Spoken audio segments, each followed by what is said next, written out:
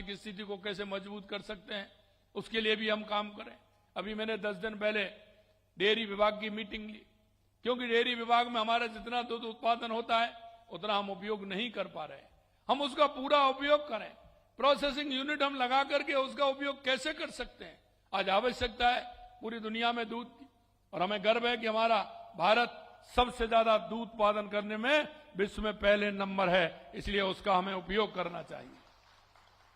कई खेती ऐसी है हमारे राजस्थान के अंदर जो दूसरी जगह नहीं होती, हम उसमें पहले नंबर है, तो क्यों ना हम प्रोसेसिंग यूनिट लगा करके उसमें काम करें, उसको काम करके हम उसको आगे बढ़ाएं। हम उसके उत्पादन को कैसे आगे बढ़ा सकते हैं, उसको कैसे उपयोग में ले सकते हैं।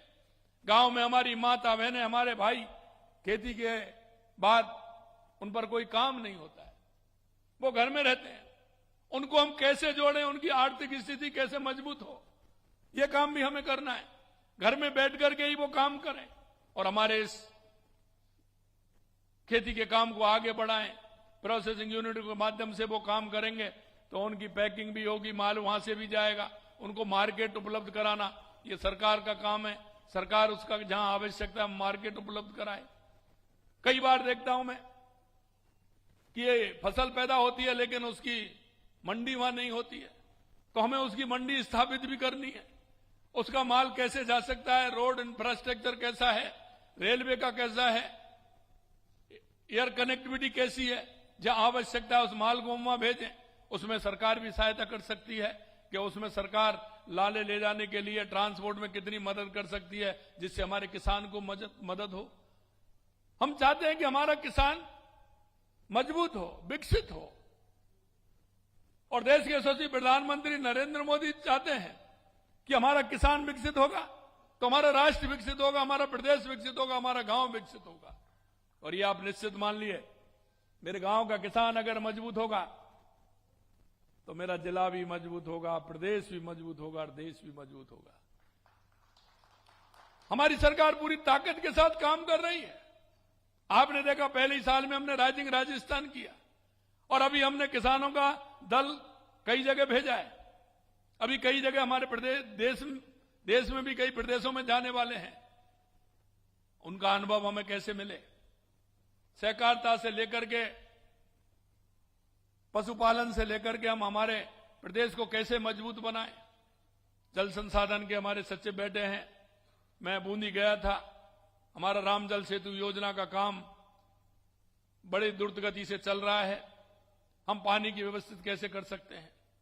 मित्रों, मैं हमेशा कहता हूं कि किसान को वो काम करना चाहिए कि वो कहावत है ना, आम के आम और गुठलियों के दाम, ये होगा जब ही किसान का विकास होगा। हमें पानी की आवश्यकता है, हम पानी का उपयोग लेते हैं, पूरा ज्यादा पानी का उपयोग ले लेते हैं, लेकिन फव्वारा सिस्टम पर हम नहीं जा रहे हैं। आप एक बार देख करके देखिए, एक बार पूरा पानी आप डाल करके देखिए, अगर फव्वारा सिस्टम से खेत की उपज देखिए, अगर दोनों में अंतर आता है तो बताइए। कोई अंतर नहीं आता है। जितना पौधे को पानी लेना है उतना पौधा दीजिए, बाकी पानी को बचाइए, जिससे आने वाली अगली फसल में वो पानी हमारा काम आ जाए। आप ये कहते हैं किसान के लिए, अरे भाई वो भी जो अंदर पानी है वो भी तो किसान का ही है। हम जब किसान ये नहीं सोचेगा कि मेरी खान क्या है, अगर उस खान में से पूरा माल निकाल लेगा एक बार, तो अगली बार क्या करोगे उसमें से। हमें पानी का उपयोग उतना ही करना है, डीएपी और खाद का उपयोग उतना ही करना है। मैं हमेशा कहता हूं, मैंने देखा है, पहले हम 5 किलो डीएपी डालते थे, 8 किलो हो गए, 10 किलो हो गए, 15 किलो हो गए, 20 किलो हो गए, 25 किलो हो गए, 30 किलो हो गए, 35 किलो हो गए, 40 हो गए। अब तो एक ही पूरा 50 किलो का एक ही पूरा डीएपी का कट्टा डाल देते हैं, यूरिया का डाल देते हैं। आप ही सोचिए, उससे हमारी खेती खराब होती है कि नहीं होती है।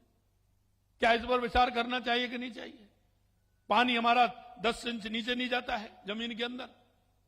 कारण क्या है? कारण यही है कि हमारी मिट्टी इतनी कठोर हो गई है उससे कि वो पानी हमारा नीचे नहीं जाता है। इसके बारे में कौन सोचेगा। आप 10 साल 15 साल 20 साल खेती कर लेंगे, आने वाली पीढ़ी को क्या देके जाओगे आप?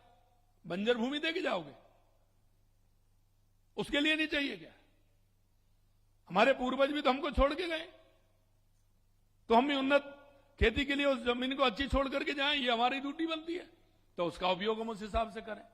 मित्रों, मैं ये भी आपसे कहना चाहता हूं कि यह ऐसा मंच है जिसमें किसान, वैज्ञानिक, निवेशक और नीति निर्माता सभी लक्ष्य लेकर एक सोच के साथ काम करेंगे।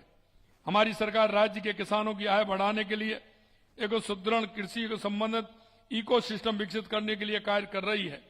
इस दिशा में आगे बढ़ते हुए हमने राज्य ग्लोबल राजस्थान एग्रीमेंट मीट यानी ग्राम का आयोजन हमने किया है, और इसमें बहुत सारी चीजें आएंगी। 15 तारीख को हम ग्राम के लिए जो गांव-गांव में जाएंगे, हमारे रथ तैयार हो रहे हैं।